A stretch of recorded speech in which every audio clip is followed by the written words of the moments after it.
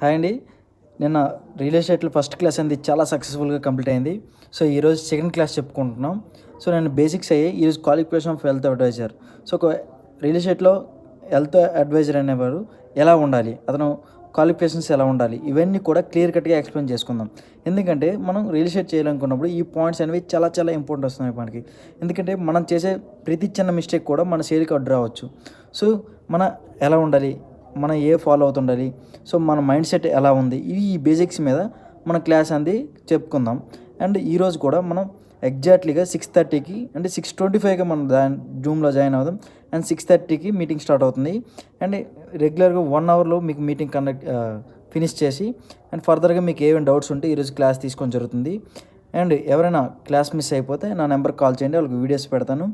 And ఫర్దర్గా next ఇంకెవరైనా class join అవ్వంటే next మీ dates review చేస్తాను, అప్పుడు జాయిన్ అవ్వచ్చు. Thank you.